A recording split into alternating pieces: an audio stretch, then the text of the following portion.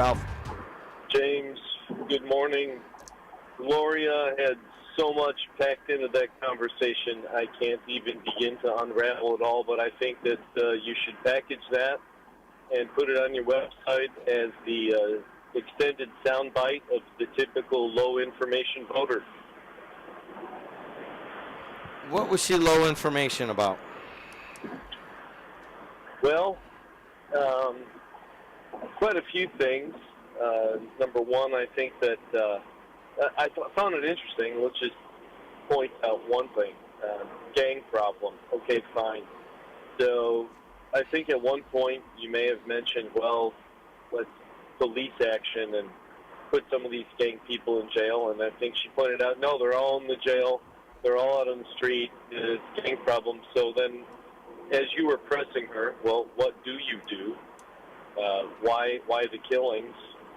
What do you do if it's all gang-related? Well, you can't put them in jail. They're on the street. Well, then I guess what's left, logically, if they're free to roam the street and you put them in jail and that doesn't solve the problem, then what do you do with gang people?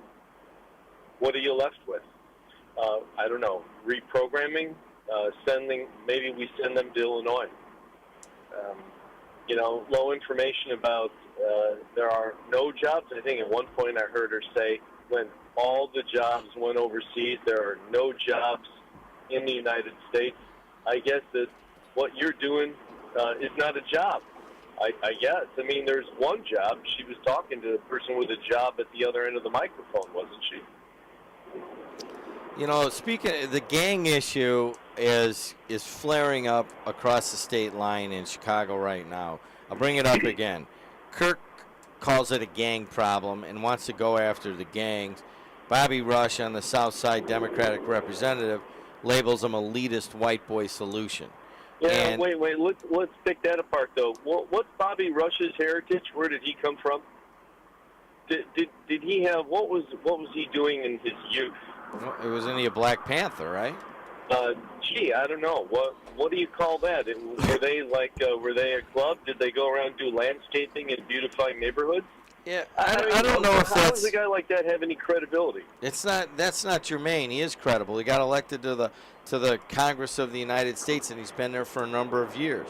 And he went up against Barack Obama a while ago. So, I mean, he's gained some credibility, and when he calls Kirk's solution an elitist white boy solution, I mean, I don't know as if he's not taught, there's just a lot of other people that view it the same way.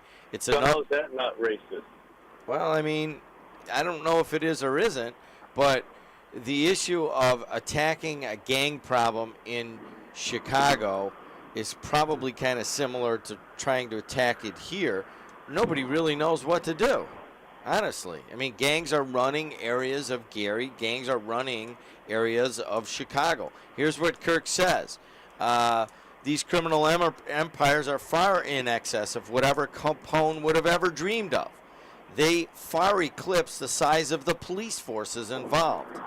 Well, I think one of the problems that you have is that they're much more fragmented than they used to be. They used to have much more of a hierarchical top-down leadership, where now it's a lot more fragmented. So you may have, 50 or 100 guys that are in a small area that have pretty much no affiliation with anybody else except that they're all criminals.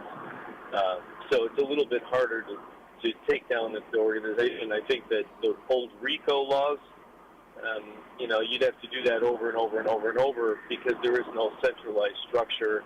They're not intelligent. They're just violent. Ralph, let me ask you a question. Do you think that the rest of the Calumet region is waking up to the really bad situation in terms of gun violence on the streets of Gary? I think we're all aware of it because we don't go there. We don't go to Gary because you talk badly about them on the radio, Jim. We go to Gary because we've known for about the last 40 years that it's a violent place to go. All right, thanks a lot. 219-845. Jim, you're on the air. Good morning. How are you today? All right, what's going on? I just had to make a few comments to Gloria. I wouldn't let it pass. You know, she was saying, you keep bringing up Gary, you keep bringing up Gary. Well, you know, in 2010, I believe, it was Hammond actually eclipsed Gary as a bigger city. But there's not the same number of people getting killed. You know, so, yeah, we're bringing up something, you know, apples to apples. If it was happening in Hammond, I'm sure it wouldn't be overlooked. I don't know the exact number of people, you know, killed in Hammond, but I'm sure it's not anywhere near 36. You know, that's a big thing. It's the same thing, you know, she said, well, there's always crime in Chicago and the big cities, but again, to relate, Chicago is smaller than New York City, but has probably twice as many murders. And Inglewood in Chicago probably has, you know, 80% of the murders. You know, I mean, the Gold Coast doesn't, you know, they don't talk about the Gold Coast murders because there's so few of them. You know, she just, and one more thing, if you guys didn't talk about it, she would be the first one saying, how come you don't bring attention to it? You know, because it's not happening in if it happens in Hammond, you're all over it. But if it happens here, you don't talk about it. Well, I mean, Gloria, ZD, Ramon, I had one other caller, Joe. I mean, you know, they're in Gary, living in Gary, Mm-hmm.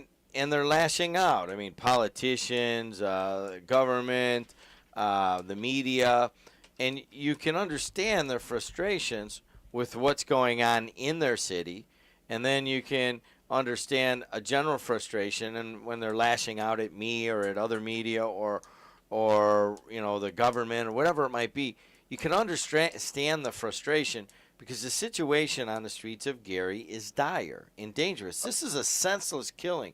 This guy ran a candy store. I know. This one is worse than, I mean, they're all bad. They're all bad, don't get me wrong. But yeah, when you think if they might not have even taken anything, and like they said, even if they did, you know, what would they get? A few bucks. So 3 guys come in with guns, that's just crazy. And you know, and again, I don't know what to do. I'm not sitting here with all the answers for sure.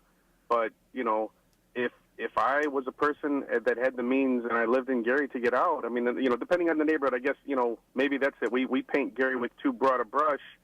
You know, parts of Gary are not nearly as bad. I'm sure Miller area is not as bad as some of the other areas. So, I mean, maybe we need to pinpoint it a little bit more and get some help in those specific areas. You see, it's not just a frustration in the city of Gary. I hear it in your voice too. Nobody wants this. You know what I mean? Nobody wants killing, senseless killing, a couple miles here from the station. I mean, it's ridiculous.